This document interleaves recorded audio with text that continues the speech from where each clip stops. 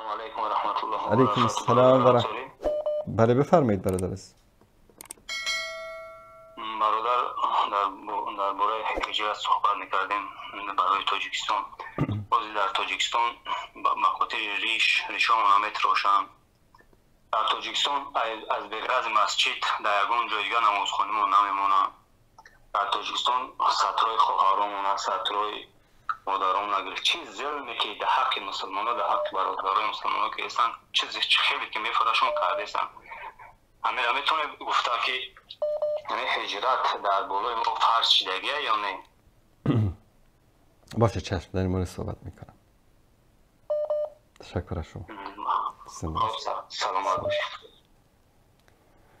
برادر عزیز، یعنی من تعجب میکنم از بعضی از ملت ها محارم شما رو، زنت رو، دخترت رو، خواهرت رو، حجابش رو یک پلیس می از سرش بر می داره و تو همینطور نگاه بکن، بگو من هجرت میکنم. بزنید لط و پارش بکنید. من قتل دون عرضه فهو شهید. رسول الله صلی الله علیه و سلم کسی به خاطر ناموسش کشته بشه شهید است. به خاطر حجاب خواهرت، زنت، دخترت کشته بشی، شهید بشی، بهتر از این است که بری در کشور کفر در اونجا زندگی بکنی.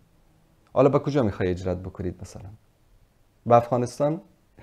کسی به افغانستان هجرت میکنه؟ والا نمیکنه. چرا به روسیه هجرت میکنه؟ بخاطر پول، بخاطر کار، بخاطر زندگی. کسی به پاکستان هجرت میکنه؟ نمیکنه.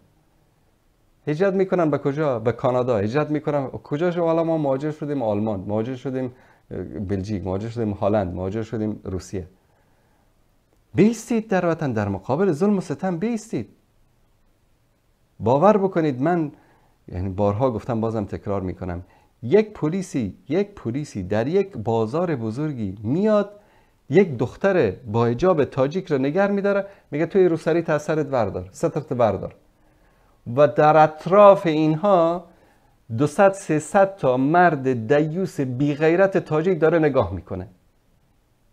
بزنید تیکه تیکه بکنید که نه بوتش به کسی برسه، نه لباسش به کسی برسه، نه کلاهش به کسی برسه. ببینید اگر بعد از اون حکومت اگر نیامده میتونه متوقف نکرد.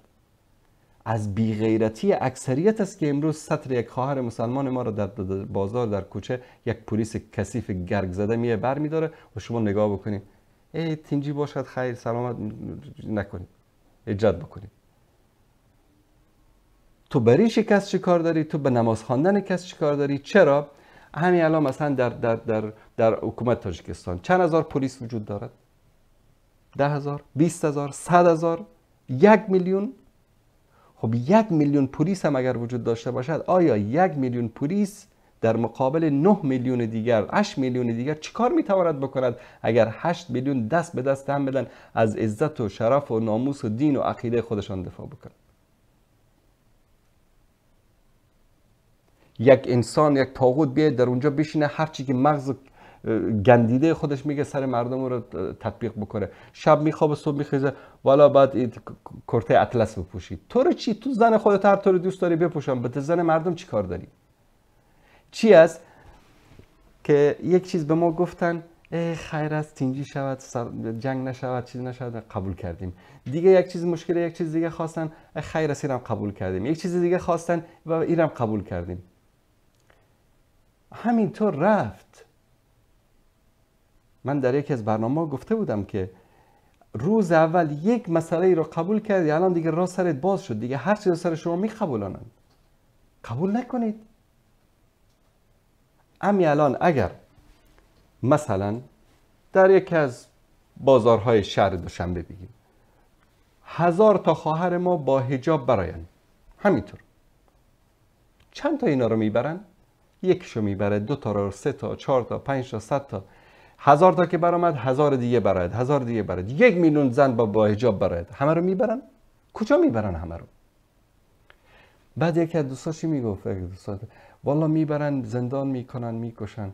بله، امروز مردم غزه که در یک ماه 12-13 هزار شهید دادن، به خاطر چی دادن؟ به خاطر عزت دادن، به خاطر کرامت دادن، به خاطر شرف دادن. ما ملت تاجیک 2000 5000 10000 سال تاریخ داریم حساب نیست. الان چی داری؟ داشتیم حساب نیست. داریم حساب. الان چی داریم؟ الان یک گرگزده نوکر پوتین آمده بالای سر ما حکومت میکنه، هر چی که دلش خواست انجام میده، ما خیر است، چی مشکل ایجاد نشود؟ نه خیر، مسئله شرف من بود، مسئله عزت من بود، مسئله ناموس من بود. بذار که همه دنیا نابود بشه، همه دنیا فدای ناموس و عزت و شرف من، همه دنیا فدای دین من، عقیده من. ما اینطوری باید فکر بکنیم. یکی رو زنش گپ زدن چیزی نگفت، اون یکی رو دخترش گپ زدن چیزی نگفت، این یکی رو مادرش گپ زدن چیزی نگفت، الان دیگه شیر شدن، الان هر کاری که دلشان خواست انجام میدن و به این هم اکتفا نمی کنن. شما سکوت بکنید، بریش سکوت کردید، از مسجد منعتان کردن، از مسجد من کردید، از جماعت منعتان کردن، از جماعت من چیزی نگفتید، از مکتب دینی منعتان کردن، اونجا چیزی نگفتید، از قرآن خواندن منع کردن. من تعجب میکنم، یعنی باز اجرات بکنید کجا، بگم به شما بگم کجا اجرات بکنید، شما کجا میخواید برید مثلا؟ برای اینکه انسان یک عمر با عزت و با شرف زندگی بکند، قربانی لازم است، جهاد لازم است، فداکاری لازم است. یکی، 2 نفر، 10 نفر، 100 نفر، 1000 نفر باید قربانی شوند، باید جان بدن، باید مقاومت بکنن، باید صبر بکنن، باید زندان برن. چرا زندان نمیرن امروز؟ چرا از زندان میترسن؟ این عالم دامولا ساکت از زندان میترسه، اون عالم دامولا ساکت از زندان میترسه، همه ایشان را مثل الاغ داره استفاده میکنه. به خاطر عزت و شرافت و کرامت انسانی و اسلامی باید قربانی داد. پس که امروز مردم غزه داره، وگر این مردم غزه بگن که خلاص حکم اسرائیل رو قبول بکنن، خیابان‌های شیک، خانه‌های بلند، آب، برق، گاز، اینترنت، همه چیز مهیا، سینما، تئاتر، بازار، مارکت، همه چیز براشون مهیا میشه. اسرائیلی هم همینو میخوان.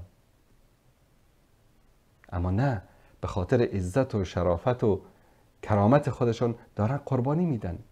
و شما فکر میکنید این بی نتیجه است؟ نه خیر، در نتیجه این قربانی ها رو خواهیم دید. ازبک ها قربانی دادن، جنگ نکردن، کودتا نکردن، انقلاب نکردن، اما قربانی دادن به خاطر دین. چقدر علمای ازبک شهید شدن، چقدر علمای ازبک زندان رفتن، چقدر جوانان ازبک قربانی دادن و اون قربانی ها هدر نرفت. خداوند کریموف رو از بین برد، میرزایوف آمد. کی باورش میشد که این 180 درجه در ازبکستان تغییرات ایجاد شود، این همه آزادی دینی برای مردم ایجاد شود؟ از سبب چی است؟ سبب او خونهایی که ریخته شد، سبب او انسانهایی که صبر کردن، جهاد کردن، مقاومت کردن، زندان رفتن، حق رو گفتن، ملت رو بیدار کردن. این تنصر الله ینصرکم، و خداوندم نصر و پیروزی خودش را می آورد، یا از راه جنگ یا از راه صلح.